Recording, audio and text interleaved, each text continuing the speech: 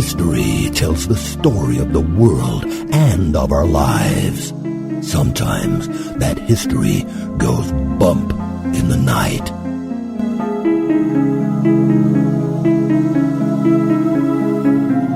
Broadcasting from the center of oddity and the supernatural in Central Florida, it's the History Goes Bump podcast.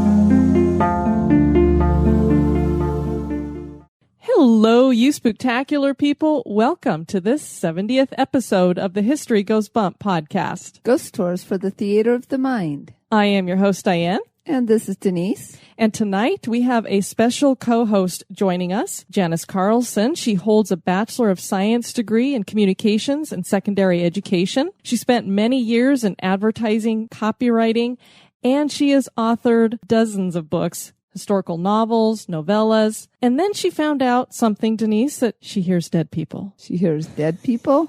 And so this has led her to write another book called Soul Sensing. I've read it, love it. It's fabulous. How to communicate with your dead loved ones. She's gotten lots of great reviews on it through magazines. She's talked to radio hosts across the U.S. who've also loved the book. She's currently working on her next book, which is detailing her visits to haunted and sacred locations where she's been working on her medium skills and sharing the information that she has garnered on those trips. And one of those locations just happens to be Tombstone, which is our subject for this episode. Janice, welcome to History Goes Bump. Well, thanks. Thanks for having me. I'm so excited. I love your show. And something else people should know about Janice is she's also an executive producer of the History Goes Bump podcast. That's very important. Yes, it is. Well, Janice, I thought we could start off with you telling everybody a little bit about yourself that wasn't included in the bio, and especially you had a very interesting start to your life. You know, not a lot of people have to deal with death at a very young age, and you did with both a mother and a father. So why don't you share a little bit about that? Well, I had two dead parents by the time I was 10, and they both died of natural causes, but it was my biological mother, and then I was adopted by a couple, an Air Force colonel and his wife, and then he died when I was about 10 of lung cancer. So I feel like I got hardwired to the other side. I feel like both of those parents were talking to me and guiding me, and I thought that was normal until I got older and discovered that other people just didn't really feel connected to anybody on the other side. And that's largely, I think, because most people don't have parents die that young. But kids are quite receptive to the spirit world. And that ability apparently never went away because by the time I was in my late 30s, I discovered that I could talk to other people's dead loved ones, and that happened by mistake one day. And I was visiting a friend. Well, actually, she was an employee who was going to be doing some graphic artwork for my books to help me promote my novels for these New York publishers. And she had me over to her house because she was freelancing out of her house. And when I walked in, I said, "You know what? I know the former owner of this house." And she said, "You know, I really love this townhouse." And she had made it her own. She decorated it her own way. It looked different, but I knew it was the same place. And she said, "I just wish that owner had told me it was haunted before she sold it." And I thought, gosh, that's really weird because I've been up here for a lot of occasions and parties and baby showers and a variety of things, and I never heard the former owner ever talk about it being haunted. And as I walked further into this house, I went into her living room. She led me into her living room where we were going to discuss this advertising project. And I looked over at the piano, and this framed photo caught my eye, and I said, "I don't know why I feel compelled to tell you this, but that's who's visiting you. You're not being haunted. That is who's visiting you, is the lady in that photo."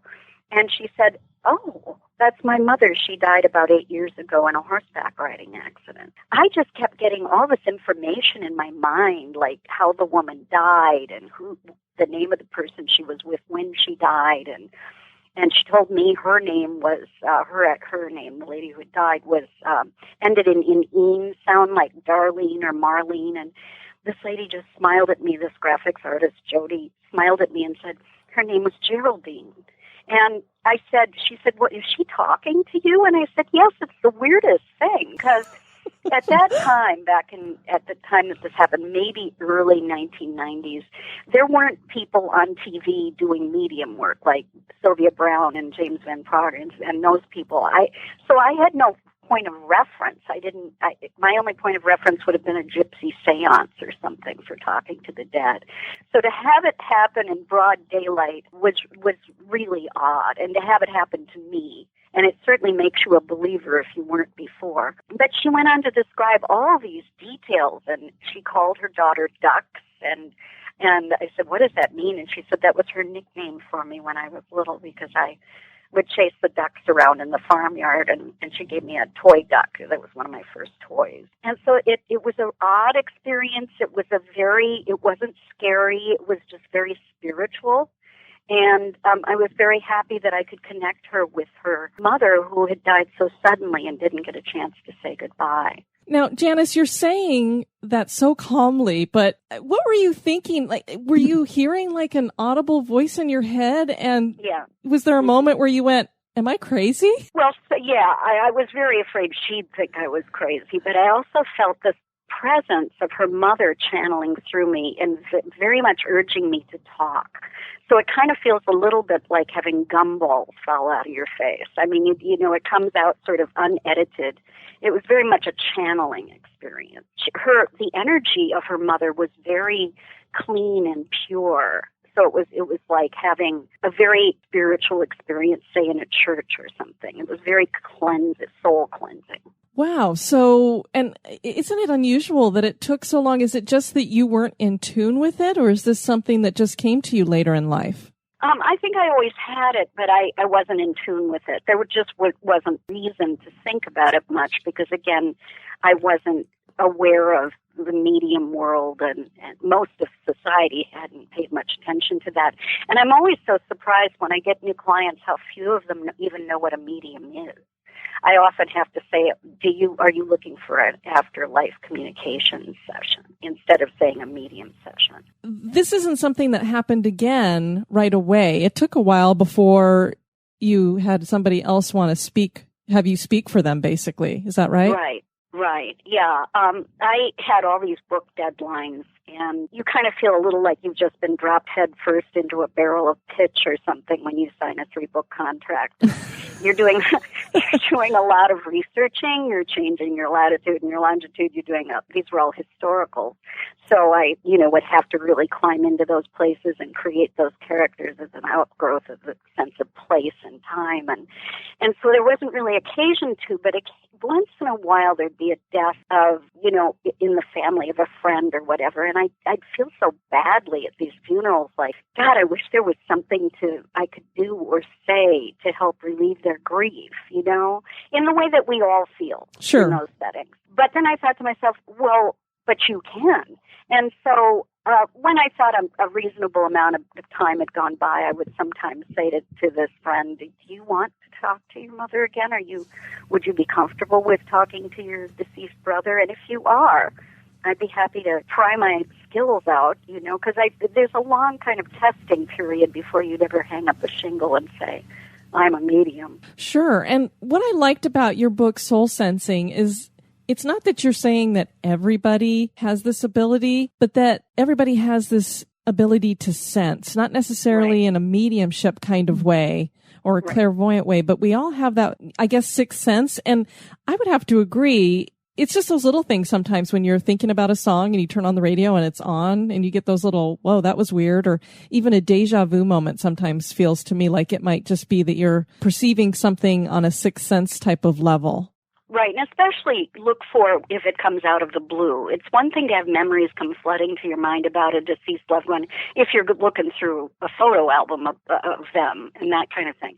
But when it just comes out of the blue, really pay attention to it because that's usually a mark of them talking to you. What do you think about certain signs? I have a friend, he's the host over at the Curiosos podcast, and his wife's mother passed away last week, and she's I guess, an atheist and doesn't believe in the afterlife and that kind of thing. But he said a peculiar thing happened to her. A little blue butterfly came flying up and landed right on her nose. And he goes, she won't say anything about it, but he goes, I'm thinking it was kind of special. And I said, well, have you ever had a butterfly land on your nose? Exactly. Very rare. Yeah, that's very rare. So, yes, they can influence the minds of small creatures to do various things. So often, too, if you've lost a pet in the family, the deceased pet will channel through another pet in the family. You'll suddenly see behavior that you would have assigned to the dead pet coming through and the remaining cat or whatever,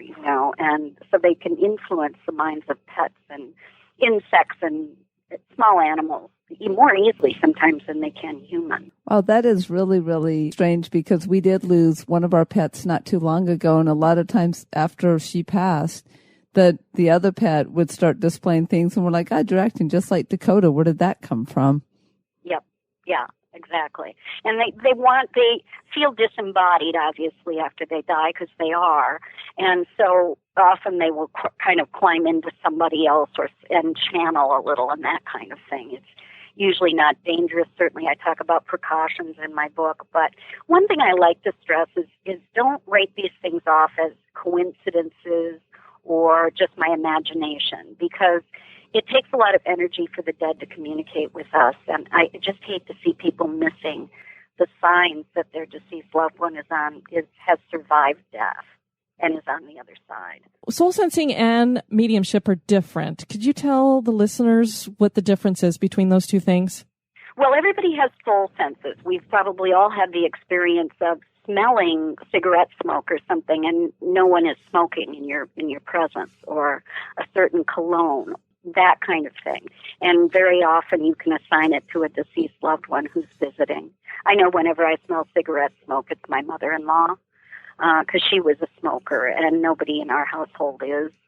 And so we always say hello, and, it's just a way to acknowledge them, and it's a way for them to tell you that there's life after death. That's one of the soul senses, is with this clairaudience, where you can smell something that you'd assign to that deceased loved one, or a pet smell, or whatever, what have you. I mean, every pet, for instance, has their own little scent. And that's why I think it's so important when a pet dies to put their collar in a Ziploc bag and remember the scent of that animal, so that you know when it comes around who's visiting you.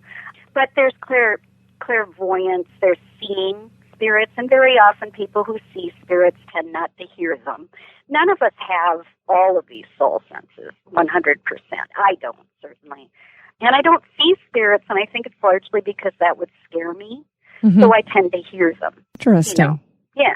So, whatever you can handle and is probably what your deceased loved one will do. They tend to try not to scare you. That's good to know. If I saw a full-bodied apparition, even of somebody that I cared about, I would be just like you. It'd be too much for me. Pretty alarming, pretty scary. And it often happens at a very quiet time when you're receptive to it. It'll happen at night, and some people just really don't want to be visited at night and have to tell their loved ones. I don't mind if you visit. I love it when you visit, but please don't come at night, because that would scare me. Now, your book teaches people how to develop their soul sensing a little bit more, right? Right. That's what I got from it, that's one of the main purposes. It's just to kind of, I don't know if you want to call it teaching people, but just kind of guiding them and how they can develop those senses a little bit more. Yeah, exactly. And I think the most important chapter in the book is chapter 3, about why soul sensing works. And the main reason why is because if you look at what we become when we die, it appears, in the quantum physics world to be subatomic matter, obviously. They kind of even knew that around the turn of the 1900s. But if you read that chapter, you really see what we become when we die. I think that a lot of people ask the wrong question. They ask where we go when we die. But it's probably more important to understand what your loved one becomes, so that you can understand how they function. They may walk through a wall, which subatomic matter can do. You may see them floating rather than walking, and again, that would be typical of subatomic matter. There's just a lot of parallels there that scientists have drawn even since the 1900s. And once you kind of understand that, you can be less afraid of them. That behavior won't seem quite so scary to you. The other thing to know, I think, is that subatomic matter can be in two places at once. So it's kind of confounding to the living, but you can actually be in heaven and visiting a loved one on earth both at the same time.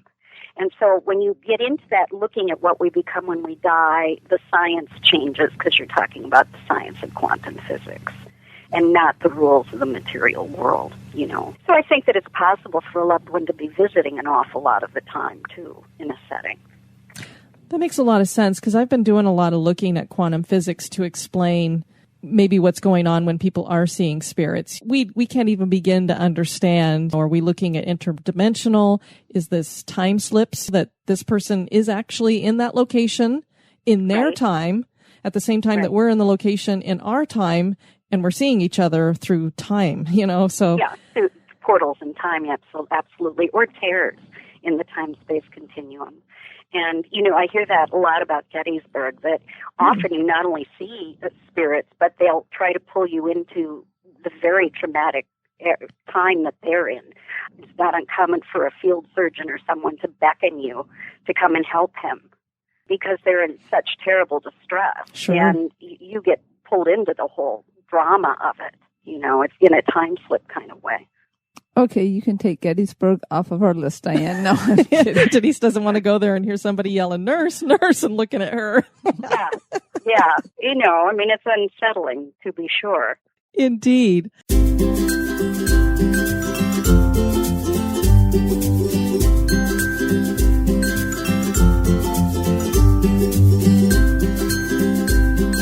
Become an executive producer of the History Goes Bump podcast for as little as $1 a month. For $5 a month, you can access exclusive content like the Haunted True Crime Bonus Cast. And for $10 and above a month, you get all that plus awesome History Goes Bump gear. Check out patreon.com/historygoesbump for more information. Or you can give us a one-time donation by clicking the donate button at historygoesbump.com.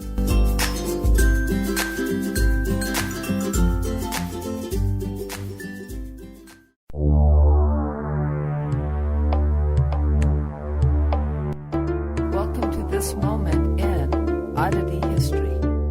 A very strange medical case presented itself in 1881.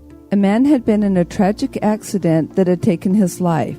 His body was sent off for an autopsy, and what the doctors found was quite strange. The man's organs were transposed. This means that all his organs were in the opposite side of the body than where they would be in a normal human.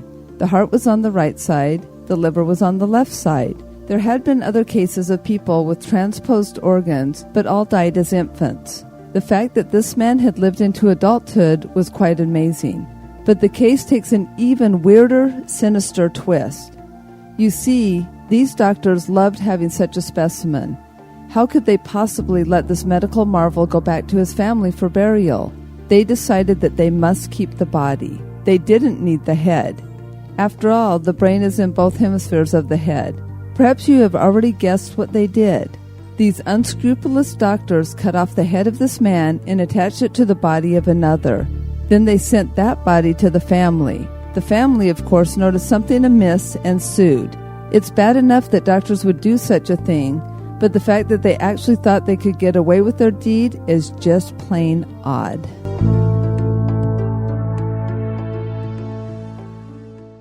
Scared yet? Boo! This day in history. On this day, September 21st, in 1937, J.R. Tolkien's classic The Hobbit was published. George Allen and Unwin Limited of London were the first edition publishers. It debuted with much acclaim, and by December, the 1,500-copy first run was sold out. The Hobbit was written for young adult readers and was nominated for the prestigious Carnegie Medal, but the book is enjoyed by adults as well. The novel is the recording of a journey taken by a hobbit named Bilbo Baggins. He joins 13 dwarves and a wizard named Gandalf in a quest to take back the dwarves' old home and treasure, which was taken from them by a dragon named Smaug. Tolkien was influenced by many other works when it came to writing The Hobbit. George MacDonald's The Princess and the Goblin influenced his imagery of goblins. MacDonald also helped Tolkien to meld his Christianity with fantasy. William Morse and Jules Verne also influenced Tolkien. Norse mythology runs heavy in the novel as Tolkien was a Germanic philology scholar and had a passion for Norse stories. The novels withstood the changing of the decades and is even more popular today, having been made into a series of films by Peter Jackson.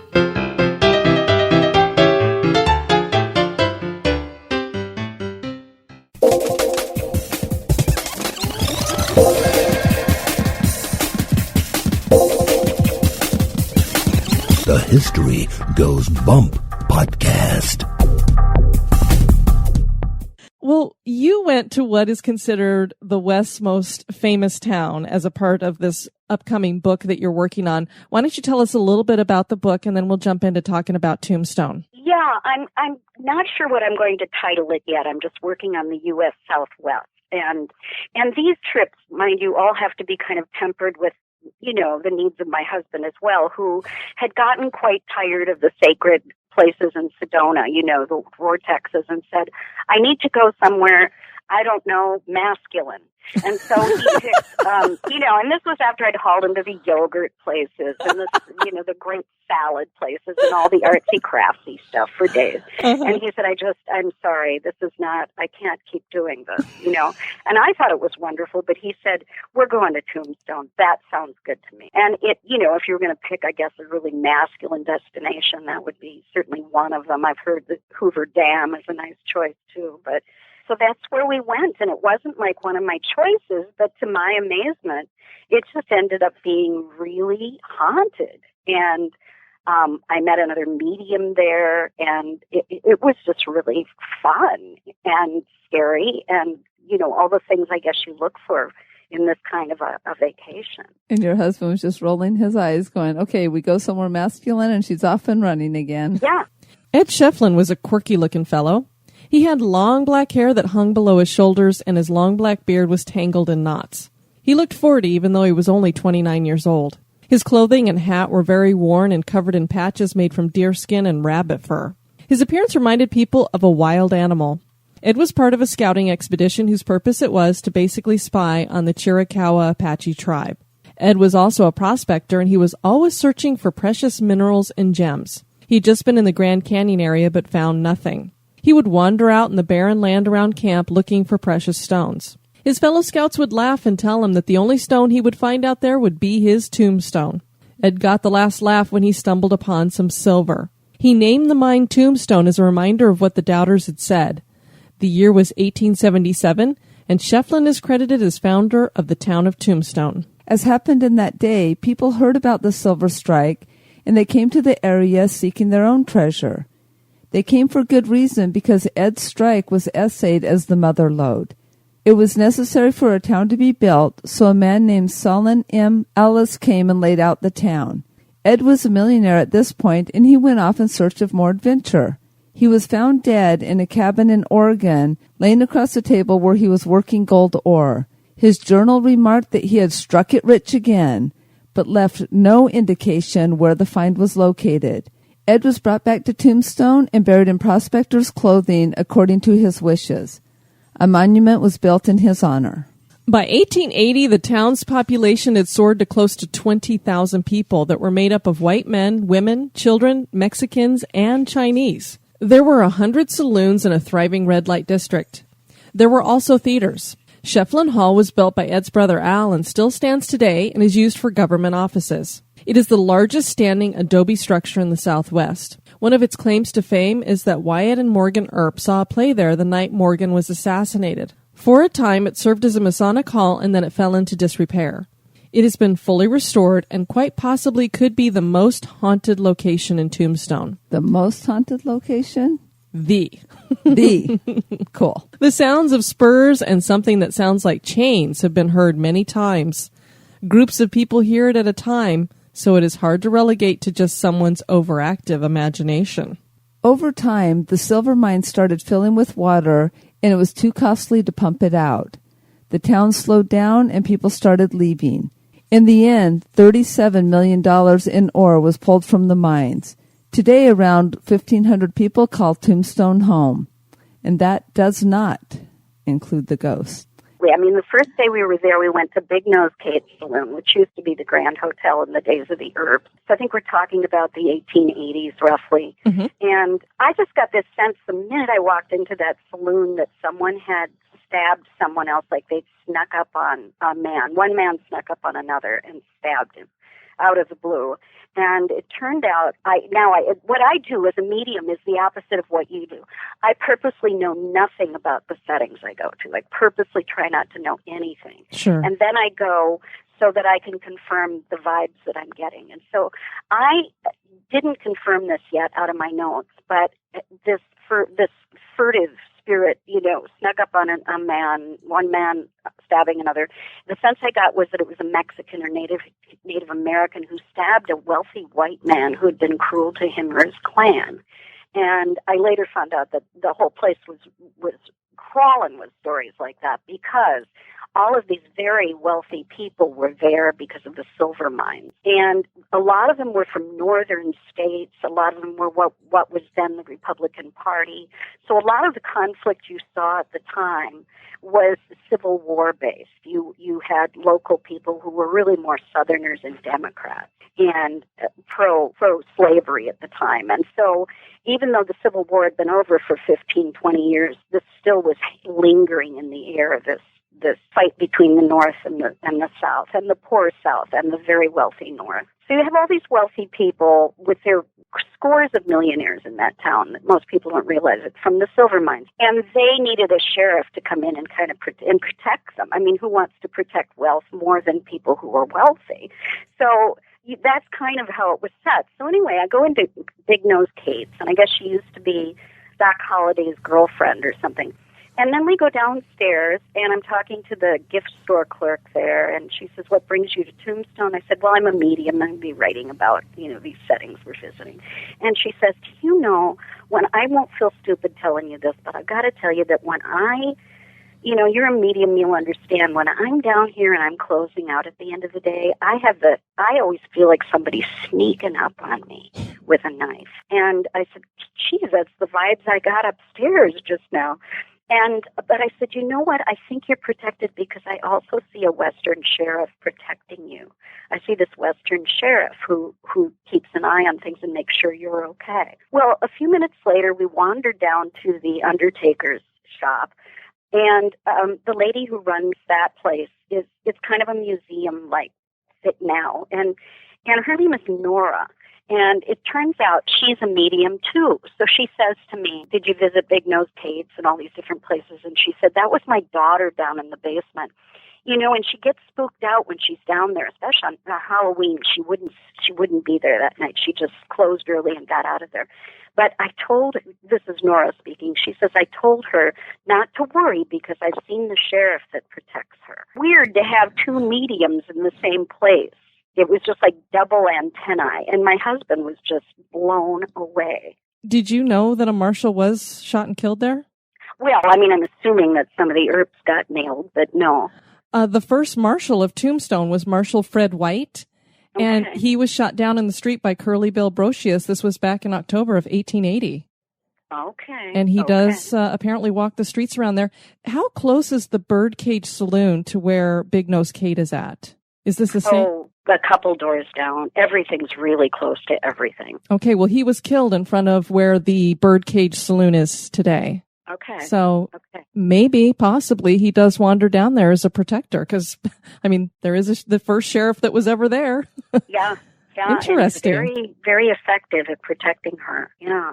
But for her mother and I to both be getting the same vibes was weird. So, being a medium, she kind of knew how to test me, and that was really fun. She took us back into the embalming area, and she showed me an embalming table that was portable, and a metal one, and you could take it out in the field or whatever you needed to do. It was all made of metal, and you could carry it with a carrying handle case. Anyway, she says, "Who do you see on here?" And I immediately saw this little woman. I mean, she was very young, pregnant, in a flowered dress, And I said, I told her all of this, and she said, oh, that's Essie. Essie died while she was pregnant. We're not quite sure who killed her. I know her parents were very disapproving of this pregnancy, and we feel that she was molested by somebody in the family. And it was just so heartrending, to see this poor pregnant girl on this table being embalmed. So it was just really neat to talk to another medium. And Nora, by the way, is part of the local sisters group. I'm going to see here if I've got the name. Yeah, Paranormal Sisters Investigators. And so I can't stress enough that if you do go to Tombstone, be sure to go on their guided tour, because you've got a medium with you, and she just really picks up on so much stuff. And they're set up in the Undertaker shop that's there. Right. Is that what street? What is the street called? That's that main thoroughfare there. I don't know. Okay, I was just wondering if it was Main Street. Most of them are. Yeah. And I want to talk a little bit about, if I could, about just the theater of the mind for a second. Tell you what that place must have smelled like and been like at that time. Wonderful. Yes. Do you mind? Because most of us think we know this from like Westerns, movies that we've seen, but at that time, there was this slaughterhouse in town, a local beef slaughterhouse, that just would channel buckets of cattle blood out into the street. So, you could find yourself ankle deep in this stuff if you didn't look where you were walking in it. And there was little or no rainfall, so it just has to be really, it had to have been quite unpleasant. And it was right in town. And then there was like horse plunk and cow plunk and tobacco smoke and animal hides for the cowboy vests and the boots. And it just, I don't know. I think the only really pleasant stuff would have probably been the cologne and perfume on the local salon or saloon ladies and stuff, or maybe cooking in the local eating establishment. And then I had this sense of sound when I was there too. Like, you could hear real saloon music. There are a lot of reenactors that walk around the town, so you hear this jangle of cowboy spurs. And there's cattle noises from the town slaughterhouse, obviously. And then there's just sort of a very wealthy upper crust that was there that had stayed in the Grand Saloon, and the upper stories of that were very posh and, velvet furniture and very getting into the Victorian era and gorgeous stuff. So it was just a weird place. I mean, and then they had, like they tell you, they had 14,000 people there at the time, but they only had, they were only counting white males over the age of 18. So, you're not talking about the whole group of Chinese that we brought into the local, railroads, and how suddenly they get done with that work and we want them out of our country. So they're hiding underground, and they've got opium dens and so forth, and are just trying to run laundries and kind of survive. And so the whole town kind of was moving and on eggshells a lot of the time. Because if you were a minority or whatever, it was scary. I just, when you did those scents, I don't know how anybody could even walk down the street without hurling.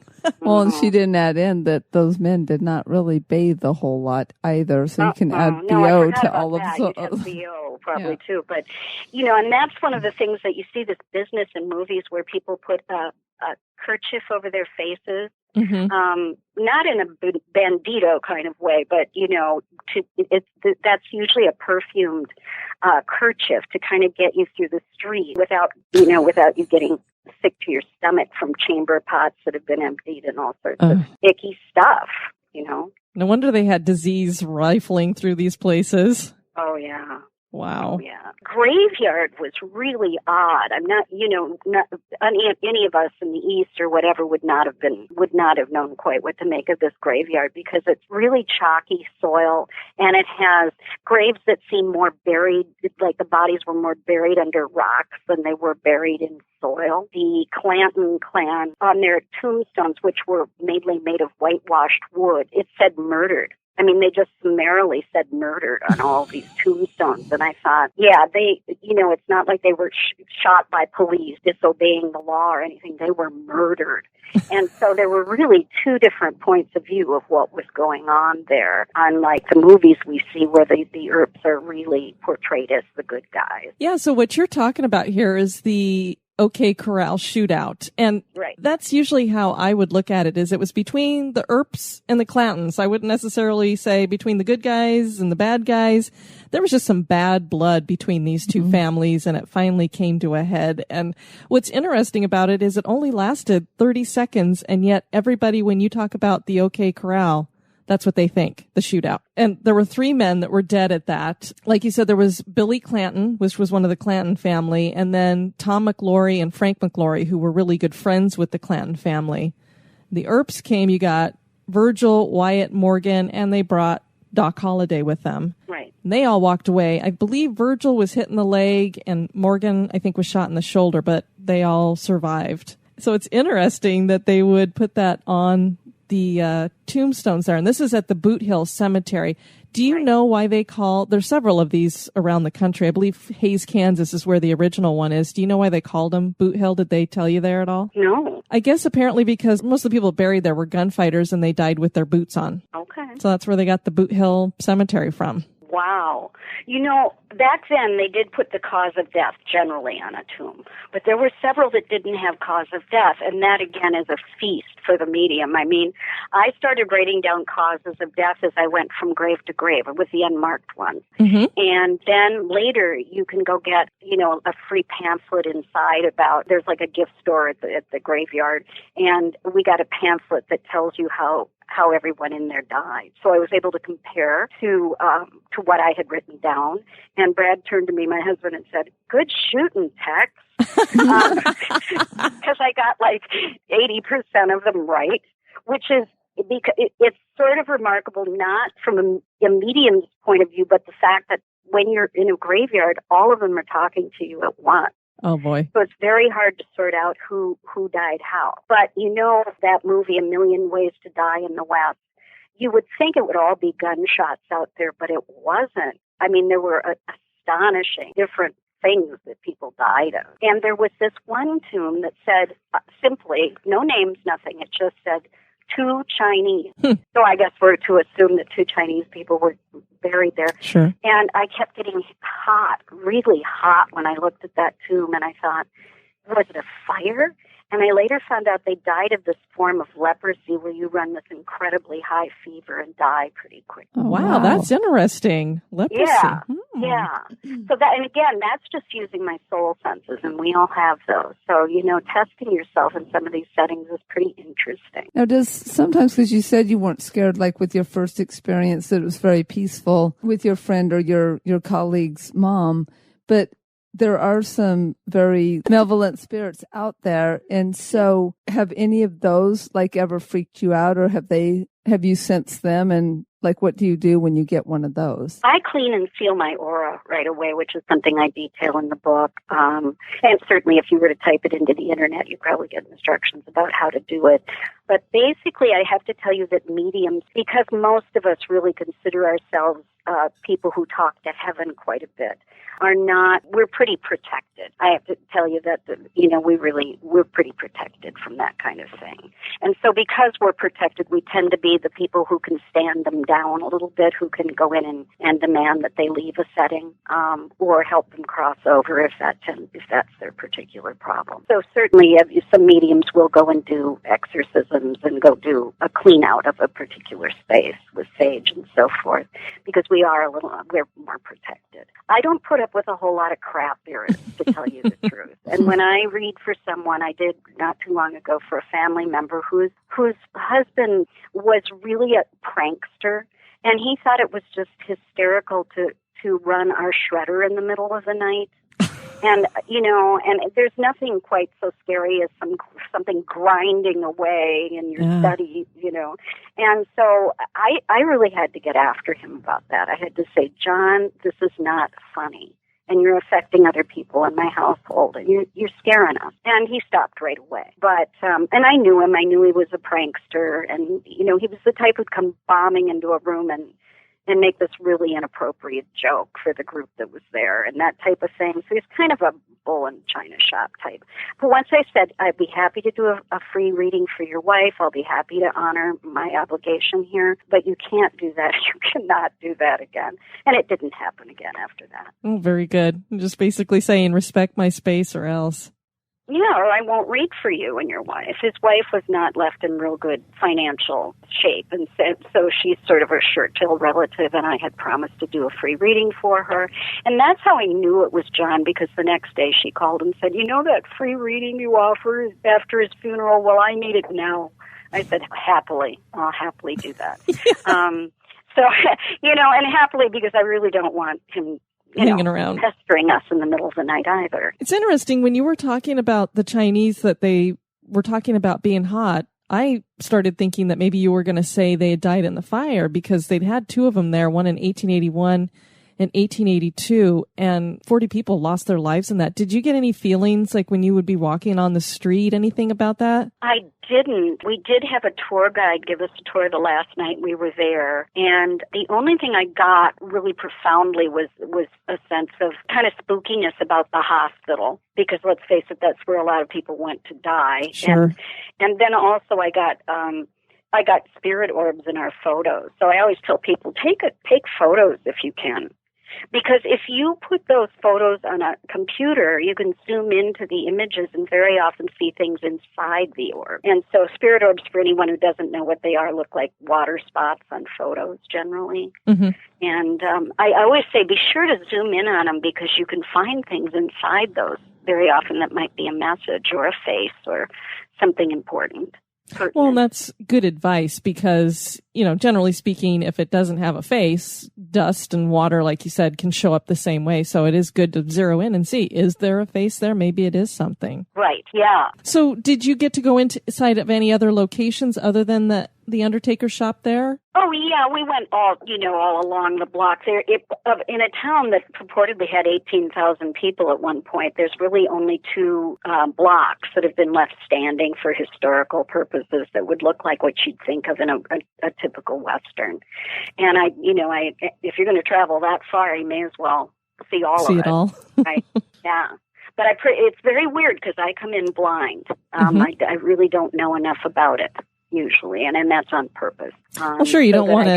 And you right now, you're acting as my tour guide, because you're probably helping me understand why I was seeing what I was seeing too. Oh, exactly. I mean, if you go in there knowing the history of the place. Yeah, if you go in there already knowing that, you're just going to automatically be biased into seeing things or hearing things, and then it makes you question, is that for real? Right. Or impressions are they can be very remarkable. We have a place here called Paws restaurant in St. Paul, and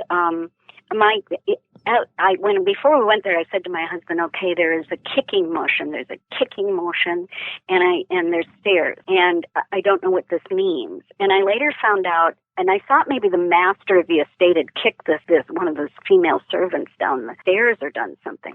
But in fact, she hung herself in the back stairs and kicked the stool away. Oh, wow. So those are the kinds of impressions you'll get, and then finding out what the true story behind it was is really kind of cool and fun in a way. Oh, I would think it would be fascinating to be you and go in and be like, well, I just saw this or felt this, and then hear the true story behind it and be like, whoa. Yeah, why am I getting this impression and that impression? And again, most of us have these abilities. If you pay attention to your chakras and pay attention to the imagery you're getting before you go into a haunted place, or and write it down if you can, and then find out how it kind of lines up with what the tour guide's telling you about that location. The old Tombstone Hotel has a haunted room. Room 119 had a guest who hung himself one night, and now reportedly has decided to never check out. His disembodied voice is heard and objects move about the room. Apparitions of cowboys and stagecoach drivers have been seen at various locations. The Crystal Palace Saloon seems to be one of their favorite locations to visit. And Denise, we have a woman in white for Tombstone. Of course we do have to have a woman in white if it's the most haunted place. She is seen on the main street of Tombstone wearing a long white dress. There are two tales behind her haunting. She was either a mother so distraught over her child's death from yellow fever that she killed herself, or, on the seedy side of things, she was a madam of a brothel, and she was hanged for her crime. So she was either this wonderful mother who was so in love with her children that she would kill herself when they left, or totally the opposite. Alrighty then. That always makes you wonder, how do they come up with some of these stories? But It would seem the Old West is still alive in Tombstone. Do the cowboys, ladies of the evening, prospectors, and gunfighters of the past still carry on in Tombstone today? Is the town haunted? That is for you to decide. Well, Janice, is there anything else you wanted to share with the listeners before we let you go? Well, just that if you get a chance to go out to Tombstone, be sure you check out the different places that we're talking about. Bring your camera. You're going to get spirit orbs. And definitely check out Nora at the Sister Paranormal Sisters Investigators, because she's so knowledgeable and she's channeling so much information. Where can people find your book, Soul Sensing? Amazon.com or my website, JaniceCarlson.com. That's fabulous. Well, Janice, I want to thank you for joining us. This has been a fascinating discussion, and I really enjoyed it. Yes, Thank you so much for having me, Diane and Denise. I really appreciate it. I'm a regular listener, so it's really a thrill to be on. I know. I was so touched that you said that you listen to the show and that you really enjoy it, and I was like, oh, that is so cool. Oh, I just don't want to miss anything. I just love it. I love it. And I know other people are catching on to it more now, too. Well, it's neat because just talking about how, like, you're like, well, what I do is not what you do, where we research and try to find the hauntings. You don't want any research, and so we're kind of like the yin and yang there a little bit. It's so nice of you really to be able to fill in the blanks for me, because I go in blind. It's so nice to hear that someone did some research about it, Well, yeah, and it's cool. It's nice for us to hear that, that really is something there. It's not just, because a lot of the stuff we're just relaying rumors, secondhand stories. It's not something that we've experienced ourselves. We've had a couple of things happen to us that possibly could have been supernatural in nature, but most of the time it's like, okay, well, somebody said this and somebody said that, but it's kind of fun when you have somebody who's like, nope, I'm hearing them loud and clear. I felt it. Yep. For sure. Yeah. It's a wonderful gift, and it is a gift, and I'm glad that I'm able to share it with people to help them feel better after a loss. Very cool. Well, let us know when you get the other book done, because we definitely want to have you back for that, because you're hitting all kinds of great places, and we'll want to hear about those too. Absolutely. Okay. Thank you so much for having me. All right, Janice, you take care. Take care. Okay. Bye-bye. Bye-bye. Denise and I visited a little bit further with Janice, and we asked her some interesting questions, like children ghosts. What was her opinion on that? We also talked about, of all places, hell, and some interesting theories there that we all shared or did not necessarily share, but we discussed it. Wasn't really appropriate for talking about Haunted Tombstone so much, so we thought we would go ahead and put that material towards bonus cast number 9, which will be coming out in a few days for those of you who are supporters at the $5 or more level. So hopefully you will enjoy that. We enjoyed having that discussion with her. It was an absolutely fascinating time with Janice, I think. On our next show, we're going to go out to Las Vegas. Viva Las Vegas, yes, baby. Indeed. This is a suggestion from our listener, Heather. She's also an executive producer of the show. She's going to be going out there in October, and she said, hey, are there some haunted places there in Las Vegas? Well, there just happens to be a few, and we're going to talk about 2 of them, the Flamingo and Bally's casinos. Those should be fantastico. We want to thank you guys for listening to this one. I've been your host, Diane. And this has been Denise. You take care now. Bye-bye. Executive producers of the show have been Levi Drescher, Rachel Cooper, Dan Foytik, Janice Carlson, Patty Hunt, Stephen Pappas, Jade Lewis, Heather Williams, Dave and Ann Student, Amy Connor, and Leanna Sapien. Thank you. Thank you very much. Hello, this is Victoria from victoriaslift.com. When I'm not taking those who must choose their destiny for a ride on the lift, I'm listening to History Goes Bump podcast. History isn't boring, it's terrifying. The past remains with us, and so do its spirits. Can you hear them calling? They want you to know their stories. Listen now to their voices and the truth from the past.